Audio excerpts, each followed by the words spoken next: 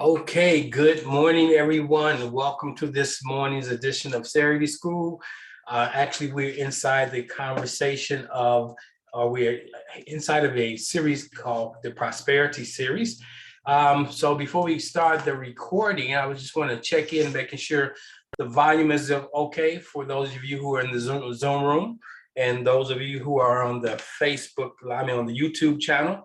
If you want to, you can tag me or text me at 708-368. No, that's not the right number because I'm using another phone. 708-544-4946. Can I get someone that's in the Zoom room to at least type in that the volume is good and that you can see my screen before we just start this morning's session? Okay, I'm looking here. I don't see anyone typing, so maybe you guys don't even hear me. 1 second here.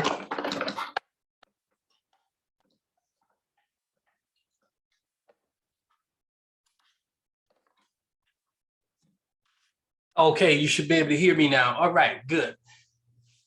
So now that I plugged in my mic, you should be able to hear me. I thank you, Cheryl, for telling me that. I guess you were hearing me through my computer before, but now you should be hearing me even better. Is that better?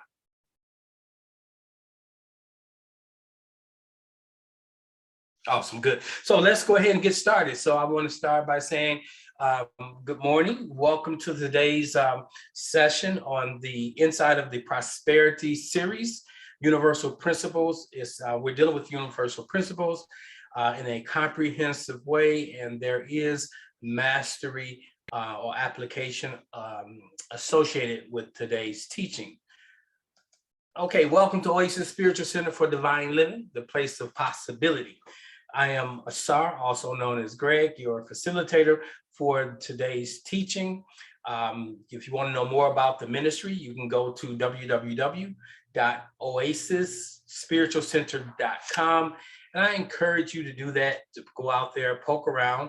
In addition to that, you may want to visit the YouTube channel, which is Oasis Spiritual Center.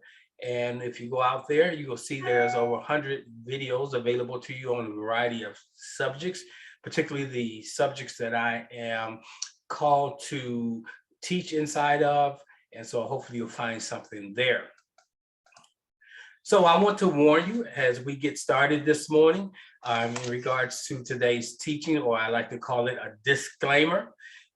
This is not a get-rich series. No, some people will tune into these types of teachings hoping to walk away with something tangible that will move them from poverty to riches in a moment of time. No, this is not what that's about. I will utilize spiritual principles and practices. I'll advocate them. I'll introduce you to them. And you need to know that it only works if you work it. You can have all the information in the world, but if you're not applying the principles, then guess what? You're not practicing it, and you will not see the fruit of that which you desire to show up. So you got to practice it. You got to apply it. You got to use it. You don't use it, you lose it. Even with learning, if you your short-term memory keeps things for a very brief period of time, you got to rehearse it. You got to listen to it 3 or 4 times. You got to do some application so you can get that stuff rooted and down into your long-term memory. So the Prosperity Series is something that I felt led to kick off, and for I don't know how long, but through every Saturday, I'll be out here with a new teaching. The goal isn't to teach it that I may prosper from you coming, but is that you may prosper by your attending these teachings. Inside of this teaching, you're going to become made aware of some shocking truths about prosperity. So we want to look at that this morning. We want to look at the truths that we are holding on to that may be getting in the way of our prosperity. So the teaching points today, we're going to look at your beliefs, or your belief can bury you. Many times we're in the predicaments that we're in because of the beliefs that we hold. We're going to look at freedom in financial literacy. There is freedom in being literate in financial matters. We're going to look at work as a foundation. I know we're in a day and age where everybody wants to be an entrepreneur, but you got to understand most people the vast majority of individuals that you encounter who say they are entrepreneurs, they are solopreneurs, and really what they've done is created a job for themselves. We want to move beyond that. We want to look at fear that's associated with finances. When we talk about finances, when we talk about money, there's fear that is associated with it for me, especially those who are steeped inside of a poverty paradigm. So we need to address that. We're going to look at money working for you. That is, if you really want to break the poverty consciousness, you got to learn to have money work for you. If you want to break out of the land of just enough, you cannot work your way to wealth. You got to learn how to have your money working for you. So this is pretty practical, what I'm sharing with you. So it's a practical prosperity series. And lastly, I want to show you and talk to you about transmuting your time into money, okay? Not trading time for money, but transmuting your time for money. So those are the things we're going to go over in addition to the bonus is tithing, giving, and circulating. Yes, I'm going to talk about tithing, giving, and circulating. And there's a reason why I have broken that down into these three categories, and it's critical that you stick around for that piece. So let's start by looking at 6 keys to breaking the poverty cycle that you are in. I want to share a story with you. And the story has to do with what I call now the law of the processionary caterpillar. First of all, many of you may not even be aware of what a processionary or processional, that really should be processionary, not processionally, processionary, Processionary,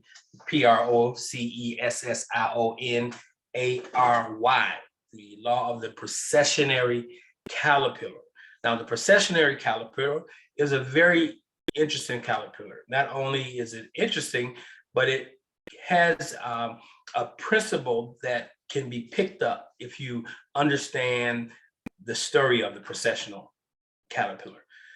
There was a scientist by the name of Fabre, and he studied caterpillars, and he found something very interesting about the processionary caterpillar. And what it was that they follow the leader. And so he wanted to see if the instinct to follow the leader was so strong that it could be to their demise. And this is the experiment he put together.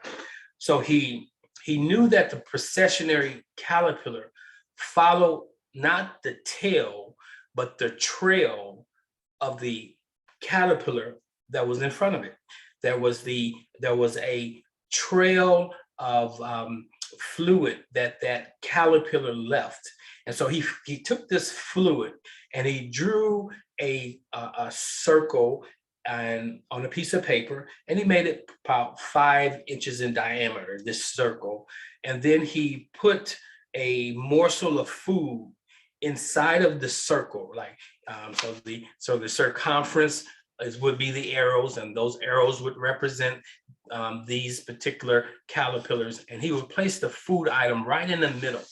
And so he placed the first caterpillar onto the circumference of the circle that he had drawn, and that caterpillar began to move around the circle.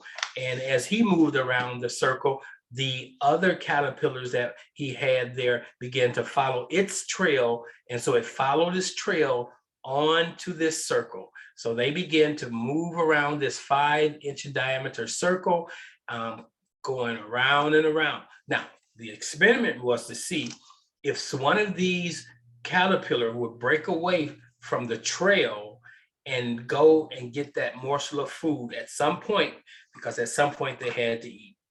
For 7 days, these caterpillar, the processionary caterpillar, made the track around the circle, following not just the tail of the leader, but the trail of the leader. And for 7 days, they circled, and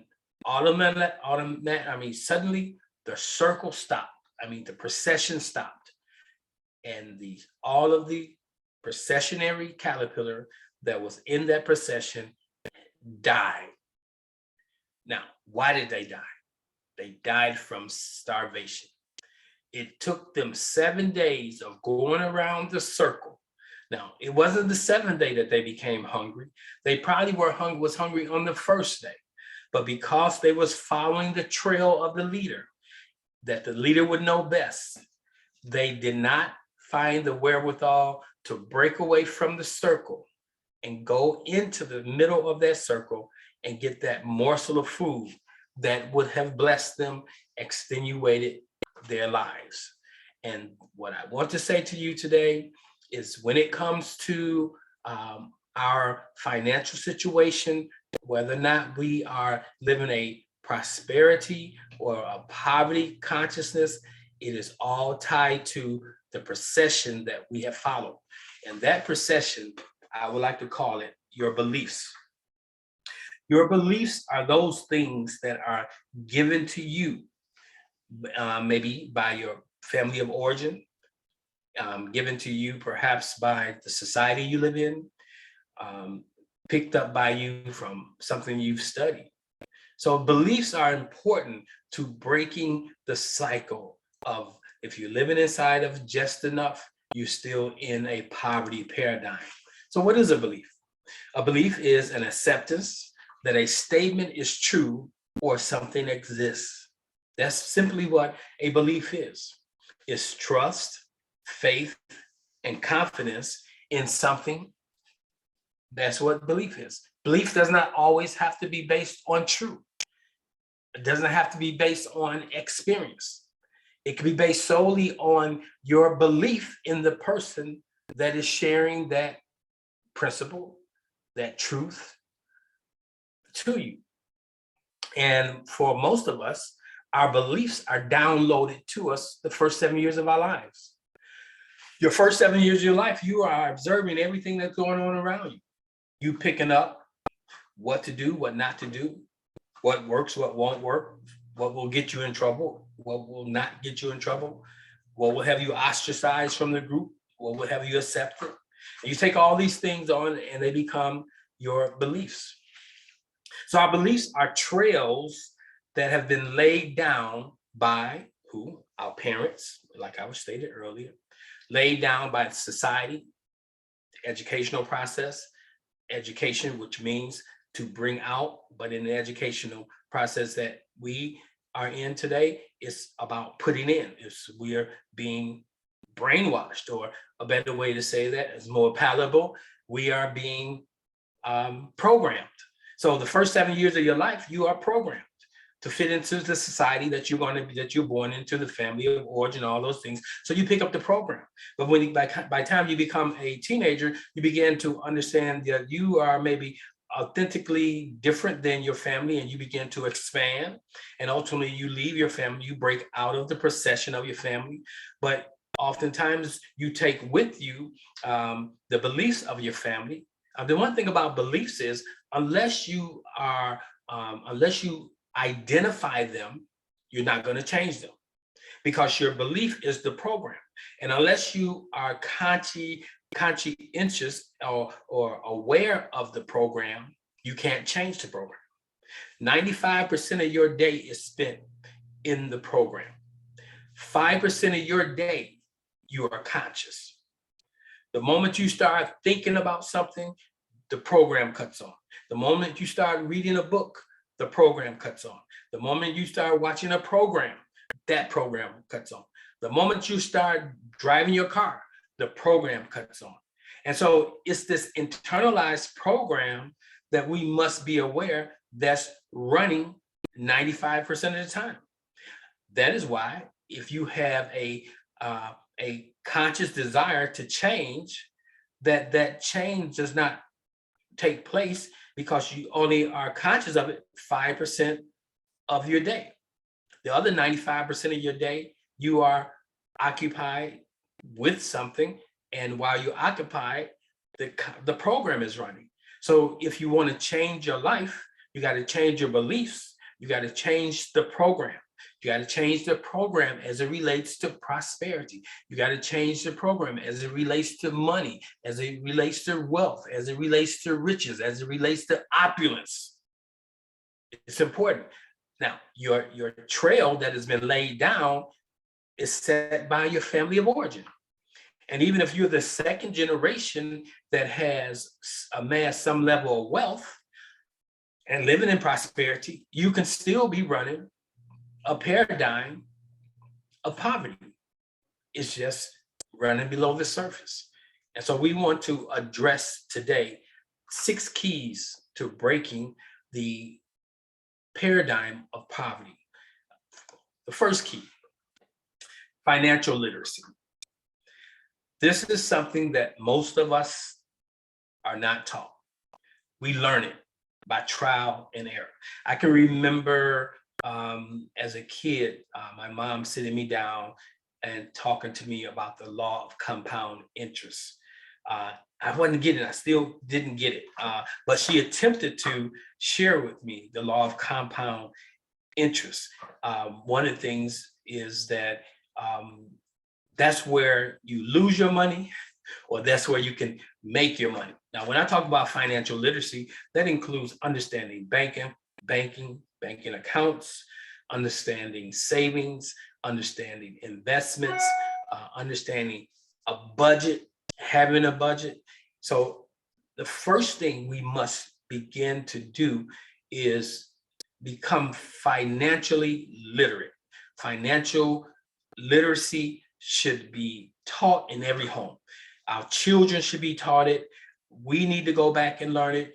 Learn how your credit score works for you. Learn how to use credit to your advantage. That's one of the things we want to look at this morning. So to break the cycle, the procession of poverty, you must first start with financial literacy, understanding money, how money works, because we transmute money into the things. Many times we focus on the thing, and then the driver is the lack of money. So we go to work to get the money to get the thing.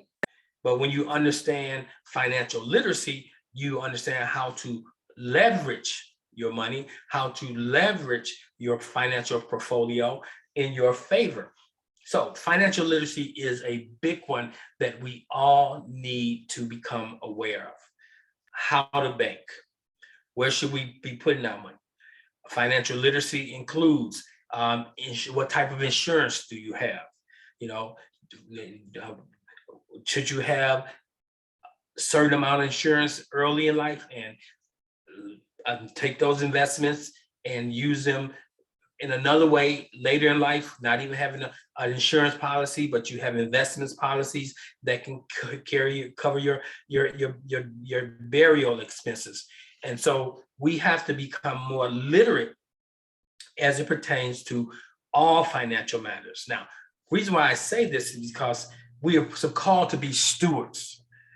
Okay, a good steward is not just one who gives, but a good steward is one who is able to take that which is given to them and cultivate it. You remember the story of the guy that was going away, and he gave to his those who work for him monies to invest, and they went about and invested. But there was one who said that he was operating in fear. We're going to come back to that. And as a result of that, he didn't understand how money works. He could have very easily put that money in the bank account in a bank and got at least 1%, 2% return. So 1%, 2% return on your money is greater than no percent. So, but there's other ways, other places to put our money. Now, I'm not a financial guru. I'm just as guilty as many of you who are listening to this presentation right now. I'm learning. I'm learning late in life. I've made a lot of money, even as a young kid. I wasn't making a lot of money, but I made money to satisfy a desire I had. I would make enough money to buy a brand new bicycle. I would make enough money to purchase my new All Stars. I would make enough because I wasn't going to be seen with PF flyers or slip and slides. But my mom wasn't paying for those things. So if I wanted them, I had to buy them. And so she bought the necessities, but I wanted to go beyond necessity. I wanted name brand. I didn't just want to have on a brand. So financial literacy was something that wasn't taught in my family. And if it was taught, it wasn't taught with the fervency and with the strategy it should have been taught. How many of you on this call was taught financial literacy? I mean, a full-fledged financial program about working, about banking, about investments, about stocks, about bonds, about real estate. How many of us really was taught that? Very few of us. So financial literacy is one of the things you need to begin to educate yourself on. The second thing that I wanted to kind of highlight this morning, that work is foundational. And this is a conversation that needs to be shared with our young generation. Because today, everybody wants to become a millionaire by either beats or social media or some form other than work. Now, here's what you need to know about work. Work is foundational in a couple ways. When you work for someone, you begin to understand the system of work. You begin to understand the management of people, the management of resources, the utilization of tools that are necessary to get a product to the market, the engagement of individuals who are called your customers, customer service, and all these things. So we have a generation of kids who are not getting those things, and they get their own businesses and their business flounder. They may have a great idea, but they don't have customer service. They don't understand how to do a cost analysis. They don't understand how you got to put money back into the business so that your product or your service can continue to be delivered. They don't understand the investment, the tax game. But work is foundational, so you learn a particular thing. The other thing that work does for you, and that your work should do for you, it should prime the pump of your resources. Meaning, when you work, you get compensated, and when you get that compensation, you should use it as an investment. So even your work can be a part of your investment strategy to get wealth, immediate way of getting resources. So sometimes people want God to drop something from heaven when God wants you to create or source wants you to create a resume and go get a job. Now, if you got a particular idea, a burning desire to take that idea to the market, and you don't have the money to do it, then your work should be part of your strategy. Okay, I'm going to work for 6 months, and during this 6 months, I'm not going to squander. I'm going to take this money, the vast majority of it, I'm going to invest it where I can get a return on my money for 6 months, a short-term investment. Even if you're putting it in the bank, you're putting it aside so that at the 6-month period, you can take that work that you've put in and now invest it into your business. So work is foundational. We have to, at some point, all of us have had to work. And if you haven't had to work, you will find yourselves having to learn some things that can be very costly if you're learning them in the midst of the game of your running of your business. So there's nothing embarrassing about working, but you have to know that it's just foundational. You'll never get wealthy working. The vast majority of the individuals that we know, because the employer that you're working for has a bottom line, and his or her goal is to amass wealth off of your talent, your resource. So there's something that to be learned. The more people you have working for you, the greater the possibility that you will have or amass great work. Now, when individuals work for you, you want to find value in the workers. So you don't exploit people, but you understand the essential nature of that relationship. The third thing we have to break is our fears around finances. Now, here's some people will say, well, I'm prosperous. But if you're using terms like I'm going to be frugal, then you're not prosperous. You're really operating from a poverty paradigm dressed up or at a level of prosperity, but you still have the poverty. The word frugal basically means that you are really going to watch how you use your resources, even though you might want or desire a certain thing. Frugality says, I can't get that. I'm not going to get that because that's not the best use of my money, but yet you have the money to do that. So individuals, you need to know that billionaires, millionaires, wealthy people are not frugal. Wealthy people make wise decisions, but they're not frugal. The term frugality puts you inside of the possibility of limits, the possibility of losing, the possibility of not having enough. But if you understand what prosperity is, it means abundance, it means more than enough. And so if you're operating from a prosperity paradigm, you are conscious of there's more than enough. But just because there's more than enough, you don't squander it, but you use what you have to increase what you have. So the fears around finances keep a lot of people from, because they don't understand finances, they don't invest.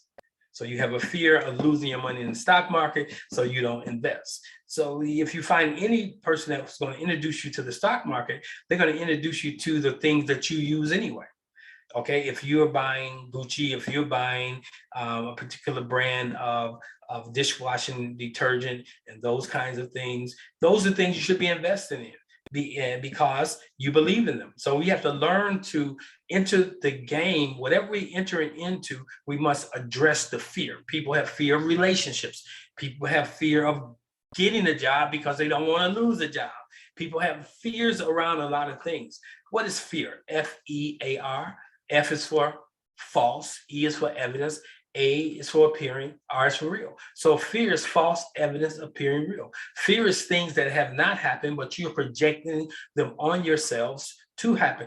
Example, I have to save for a rainy day. So the fear is that there's going to come a rainy day and I don't have what I need to get an umbrella. And so guess what? You save for a rainy day, and guess what you've projected into your life? The rainy day shows up. So you got to address your fears around finances, the things you say, listening to the things you say about money, like money don't grow on trees. That's the biggest lie in the world. Money do grow on trees.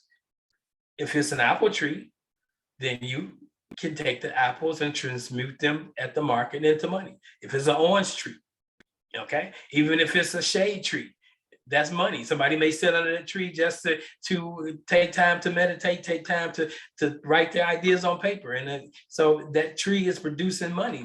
Money does grow on trees. Money is everywhere. Everything you see, everything you have can be transmuted into money, particularly in the day and age in which we live. You got a closet full of clothes that you're not wearing no more. You could transmute them into money. Okay. You don't have to give them away, but you can sell them away. Okay, so you have to understand that. You look at cars. People have 2-3 cars. There's money in those cars. You can, I think it's called turbo or something of that sort, where you could rent your car out and you make money on your car. So we first have to understand, what are your fears around money? Are you fearful that when you get to the end of life, you won't have enough? So you start hoarding your money. Your money is not circulating. We're going to talk about that. When you have fear, then you begin to be a hoarder. The word says the Lord loves, the law loves a cheerful giver. A cheerful giver is one who does not have fear that this is my last. Okay. Another thing, if you say, this is my last dollar. No, you don't have to say this is my last dollar. This is all I have access to today, right now. So if somebody asks you for something, you don't have to say, I don't have it, because You don't have to say, I don't have it. You can say, I don't have access to it. As simple as that. But you got to watch how you respond to the requests that people make of you. Sometimes a response is just to see, not from that person, but the universe is using that person for you to see where you are. Somebody has makes an appeal of you, and you say you don't. They don't even ask you for a particular amount of money. They just say that, I have a situation. Can you help me? Help could be $5. Help could be $2. Okay, but many times we don't help a person because we are looking at what we have and saying, this is all I have. If I give this to them, then I may not get that. But you reap what you sow. If you sow into the life of another person, it's going to come back into your life. I know this to be true. So you got to identify, what are your fears? A fear of losing it all. Guess what's going to happen? You're going to lose it all. You got to understand the fears that you have that are associated with finances. Here's a big one. If you want to break the poverty cycle, the poverty paradigm, if you want to leave or move from the land of just enough, you got to learn how to make money work for you. I know we talked earlier about working for money, but once you work for that money with a goal, then you take that money and you put it into a strategy that it works for you. You can put it into buying property. Now, when we talk about buying property, a lot of young folk need to know this. Don't take your money. You're just starting out. You're 21 years old. You don't have a big family. You may not have no family. Why do you need to own a home unless you're going to buy a home and turn that home into an Airbnb? And then it's making enough money to pay the mortgage and put money back into your strategy that you can continue to do some other things. But I would strongly advise, nobody told me this, the first thing you should buy is an apartment building, or maybe a duplex or a triplex. You can live in one of them, and you have two renters above, and they're paying for the entire building. So your money is working for you. Make your money work for you. If you have a debt, using your credit card versus using your money. You can use your money. When I was buying my current home, my condo that I live in, I made my money work for me. I stopped buying things with cash, and I began to use the credit card. And as I was using the credit card, because for 10 years of my life, I was off the grid, totally off the grid, made a lot of money off the grid. And when I decided to come back on the grid, I had to make some adjustments to my financial strategy. And so when I came on the grid and looked at my credit, I didn't have any credit. It wasn't because mismanagement of money, but mismanagement of my credit. And so I began to make my money work for me let's say I got a credit card that had $1,000 limit on it. I would use that credit card to pay for everything. And then at the end of the month, I will take my money that I have and I would pay on the credit card. I can either pay the whole thing off, or there's a percentage. You never want your credit cards to be above the 30%. Over the 30% usage, then you get a certain mark. Now, sometimes it may be part of your strategy, immediate strategy, to have it over the 30% because you're doing something. You're making your money work for you, making your credit cards work for you, making your debit cards work for you. And we have to learn this. We have to learn to make money work for us. Okay, that's something you want to look at. What can I be doing to make what I have work for me? There was a period in my life where I had a lot of money, and I was making some money just by helping people out that wanted me. Instead of going to the loan shark, they would come to me and they would say, "Hey, Greg, you got X amount of dollars. If you give me this on payday, I'll give you that." I made big money doing that. And so there's many ways of doing it. I know certain things can be considered as illegal, but I wasn't seeking people out. And if people came to me and say, "Greg, I just need $100, or I need $500 till the 15th, and I'll give you $600. Now, I just made that $500 that I had in the bank turn over to me to $600. So make money work for you. The fifth thing, you want to learn how to transmute time into money. This is where we're talking about passive income. Like if you have, if you're trading time for money, you're going to become exhausted. Everybody got 24 hours in the day. Whatever your profession that you're in, there's a maximum amount that is paid salary wise to that profession. So you really are capped out at how much you can make when you're trading time for money. Even as a life coach, I don't trade time for money.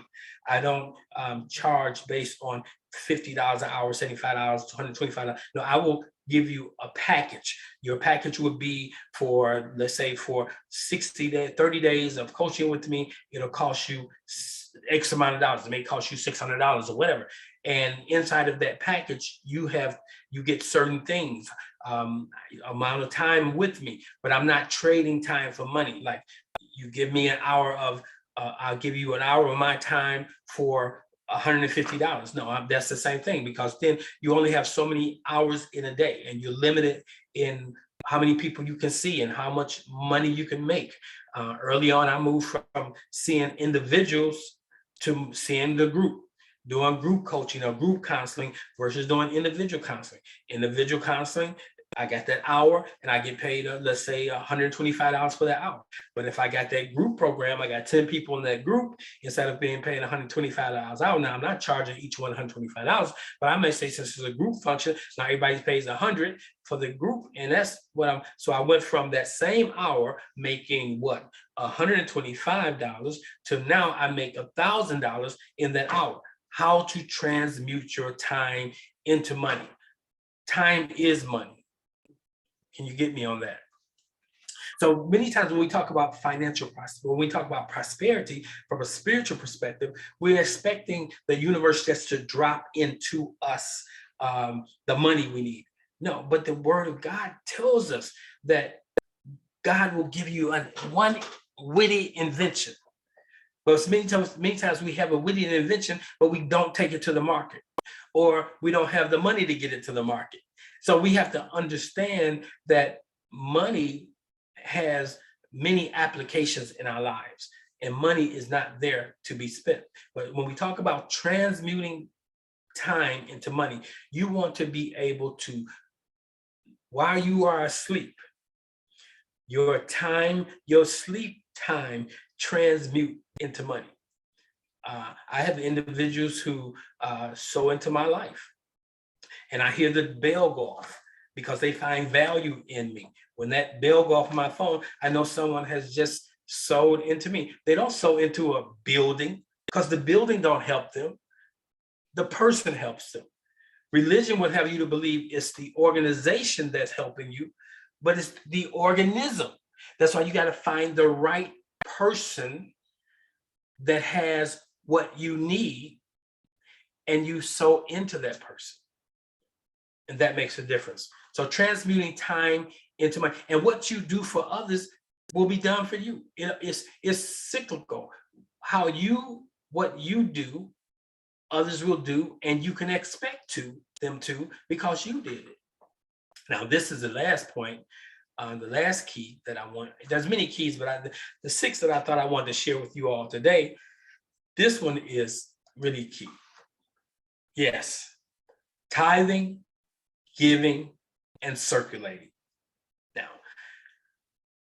Now, in the day in which we live, when you use the word tithe, people look at you side-eyed, because it automatically sends up bells, whistles, and buzzers.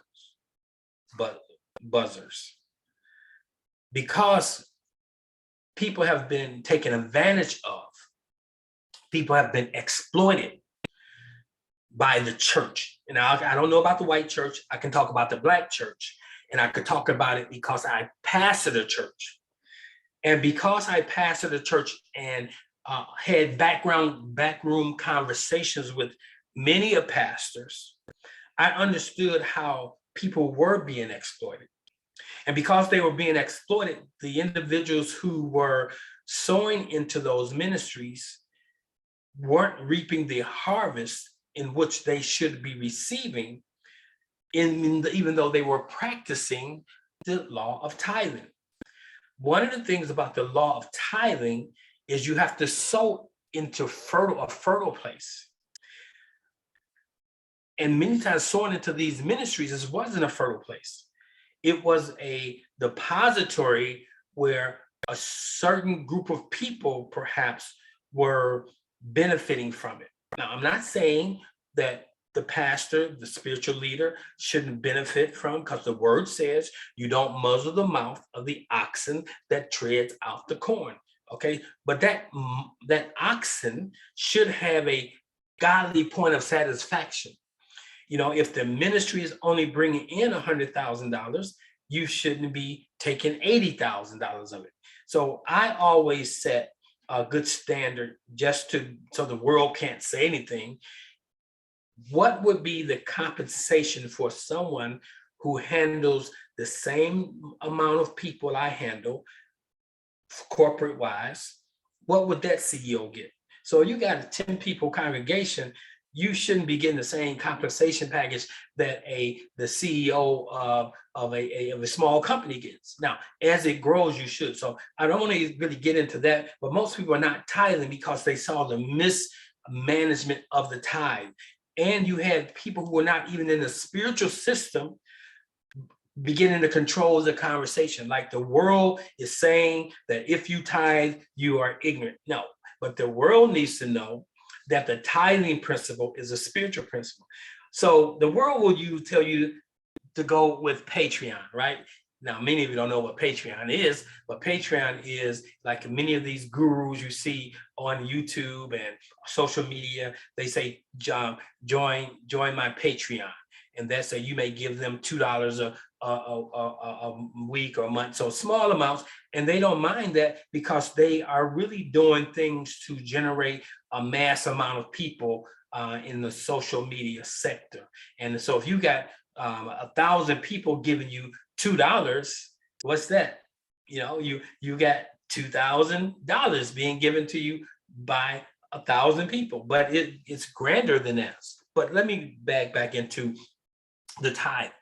You got to understand that the tithe, let me go totally spiritual. Okay, what all you have belongs to source or to God. Would you agree? Okay, it says the cattle on 1,000 hills belong to the earth is the Lord's and the fullness thereof. Okay, so now God creates you as you are God also. So it not only belongs to God, but it belongs to you. So I tell people you are God in the earth. So the first thing you should do is tithe to yourself. Invest in yourself. Come on now. Now, a lot of churches won't tell you that. You invest in yourself. So you should give 10%. That is a magical number, a powerful number. And I'm going to teach a lesson on the tithe. But individuals who are prosperous are altruistic, meaning they give donations, but that is not God's principle. Many times people who are own businesses that give millions of dollars leave a large part of their estate because they get there's tax advantages. So understanding the tax laws, that's part of your financial literacy. 2 ways to get wealth.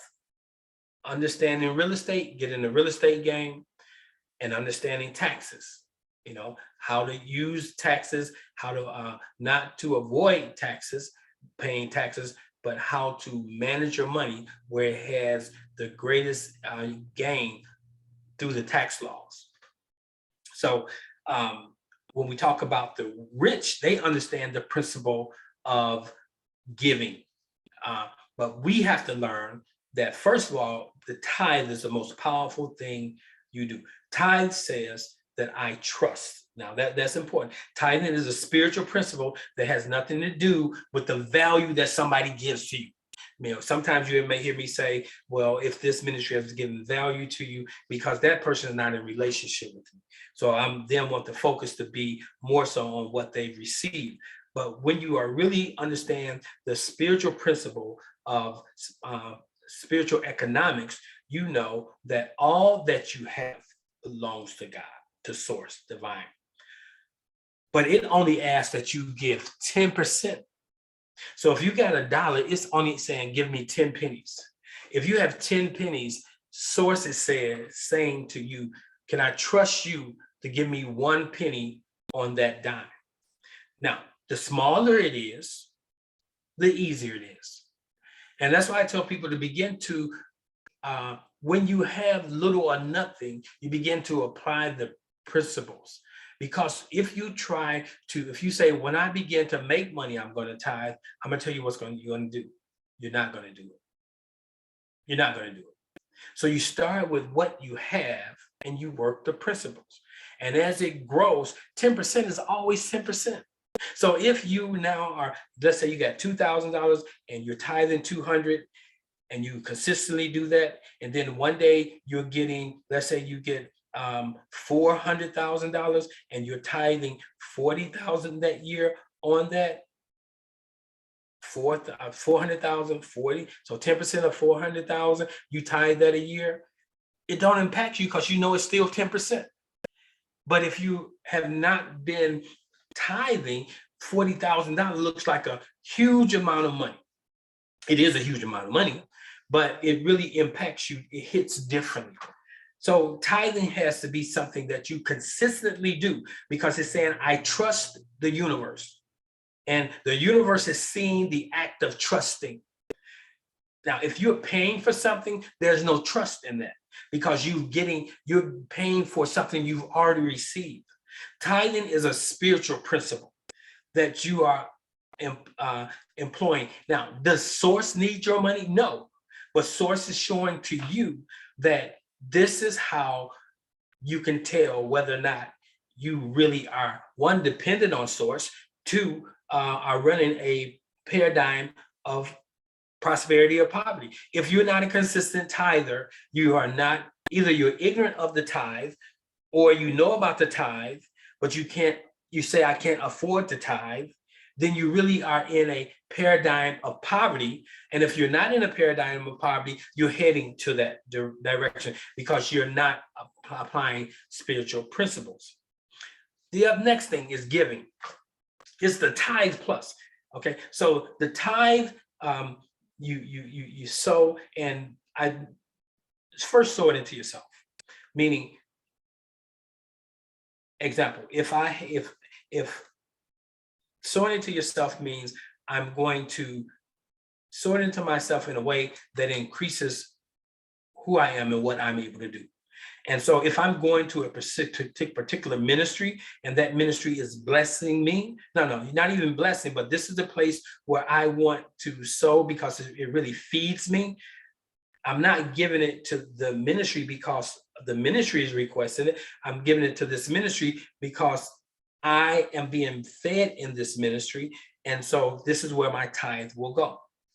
Now, if you're not part of ministry, you can tithe into people. When I say ministry, something that feeds you, you can tithe. You can take the tithe and you can pay for a class, a course that is feeding you. But the tithe is consistent. It's something that's consistent. I'm gonna go into that more deeply. I'm just surfacing it right now. But giving. So giving is, if you haven't tithed, you're not giving. You can't get to giving until you have tithe. You meet the tithe, and then everything above the tithe is giving. And it says giving, it should be. So now some people say, well, I'm giving. So I'm talking to the spiritual audience that has been inside of the religious practice of Christianity. If you're not a Christian, this probably is going over your head. You probably are not resonating with it. Fine. So you can cut it off right here. But this is for those who are Christians. If you're not tithing, then you're not giving. Tithe is tithes first and then giving. So everything you do above the tithe is giving. So you got to know that. So people may say, well, I'm giving. No, you're not giving. It hasn't gotten to the place of giving, even though you gave, but it didn't get into the category of giving until you have satisfied the category of the tithe. Okay, tithes and offerings. Giving is the offerings. And then the last piece that I want to focus on is circulating. What do you mean by circulating? Wealthy people don't spend money. What do you mean wealthy people don't spend money? Poor people spend money. Middle class people spend money. Wealthy people circulate money. They see, whenever they exchange money, they see it as a circulating. Is it circulating as an investment? So if I go out and I buy a $3,000 suit, I didn't just buy a suit, I made an investment, because those who I do business with know a good suit. They know a tailor-made suit. And I'm not talking about a clown suit. I'm not talking about a tailor-made suit so you can go dancing. I'm talking about a tailor-made suit that will be the door to a transaction. When I wear nice shoes, and because I know the quality of the shoe says a lot about the man too. I know my mom used to tell me that, she says, wear nice shoes, because any woman can tell a lot about the man by looking at his shoes. One, are they kept? Are they look at the heel? if the heel is run over, then you can tell that, I can tell you that he's run over, because he can't take time to do something foundational as replace the heel on his shoe. That means either he doesn't have the money or he doesn't understand the power of the image. A picture's worth for what? 1,000 words. And so when I'm talking about circulating, and because we are consumers as African Americans, we are one of the biggest consumers. And it's okay to consume, but whatever you buy, you got to ask yourself, does this bring value to me? Does having this thing make money for me? Everything I have makes money for me. The image is part of my image. So if I'm talking about wealth and I don't look like money, you think you're gonna stay in the conversation long enough? If you see me and I pull up in a jalopy that's you can hear me before you see me, and I pull up in that thing versus I pull up in what I pull up in now, you will say, you're going to listen to the person who pulls up in the nice car, because people say, whose car is that? It's not, you're not even admiring just the car. You want to know who owns that car, right? And so I'm saying, so we got to understand that everything you purchase should be looked at as, is it an investment? Now, sometimes I will purchase something that's not an investment for me. It may be something I wouldn't even wear. I purchase it so I can give it to somebody else, or I purchase it just to support that business owner who is just starting off, to encourage them. Because here's the law I'm working. If I encourage them, somebody's going to encourage me. Here's the law I'm working. When I was getting started, somebody encouraged me. So this brother's getting started, I'm going to do unto him as it was done to me. I do unto others as I would like it to be done to me. So I'm circulating. So when we talk about the money that you move through your day-to-day operations with, don't use the term spend. Use the term either I'm investing in you or I'm circulating my money through you. Can you get that? So those are the 6 things I want you to think about this week. Give it some thought. Recommended readings. 2 books. The first book is Rich Dad, Poor Dad.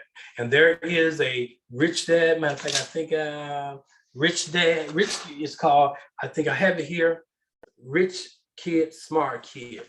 Matter of fact, I said to myself, I'm going to get a copy of this for all of my grandkids who are, I got to find out what the reading level is. And if they could be 10 years old and they're able to read this and comprehend this. And I'm going to meet with my grandkids maybe once a month or twice a month and go through this book with them. So their financial literacy will be begin to expand. Rich Dad, Poor Dad. What the rich teach their kids about money that the poor and middle class do not. Okay. Then there's another book, Rich Dad's Advisor. Own your own corporation. Why the rich own their own companies and everyone works for them. Now, I want you to invest in yourself. I want you to pick up at least Rich Dad, Poor Dad and begin to work through it. Awesome. So This morning, the teaching points, your beliefs can bury you because you continue to walk around the circle doing what your parents did. Freedom and financial literacy. If you understand finances or you're literate in that, to be illiterate is to be ignorant, and to be ignorant is to become a prey. Work as a foundation. There's nothing wrong with working. I'm 62 years old and I just went back to work. Now that's funny because at 38, I took retirement. At 38, after 10 years with the military, 8 years with the federal government, gave me 18 years towards retirement. But I knew I had to work at least another 27 years to retire. And so I said, you know what? I'm going to take my retirement now. So in my youthful years, I stopped working, but I had enough money. I had ideas to move through life. Now, when I came to 62, at 58, I decided to go back and pick up the other 2 years that my 18 years now can be transmuted into 20. And so here in a couple of years, I'm able to retire with my full government retirement. So that money will be coming in and all the things I do outside of that. So multiple cash streams. So work as a foundation. So I'm glad I was in the military, because I was in the military.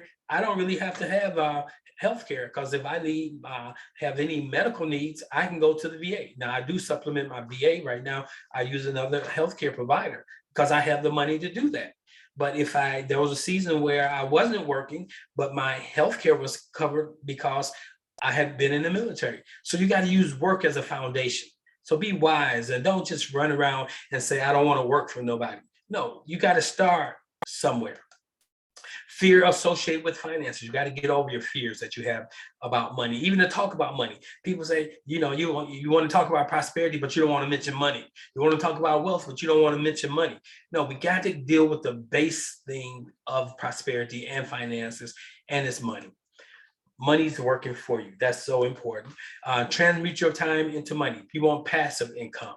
And lastly, you want to understand the law of tithing, giving, and circulating. Okay, the law of circulation is tithe, I give, and I spend my money responsibly. That's important that you do that. So I want you to repeat after me. Divine love expressing through me now draws to me all that is needed to bring me joy and to make my life complete. So before we close, I want to give you the opportunity to put into practice the principles that have been shared. So here's the law of circulation, okay? I'm going to share this with you. Stay with me here. So receive. Everything starts with receiving. God has given all of us. To every man is given a measure of faith. Every man has gifts. Every man has talent.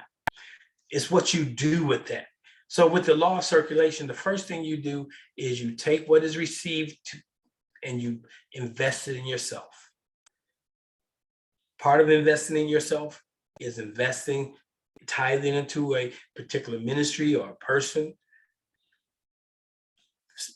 Making sure you set aside money that you can get the education that you need, the books that you need, those things that you need to help you become your greatest self.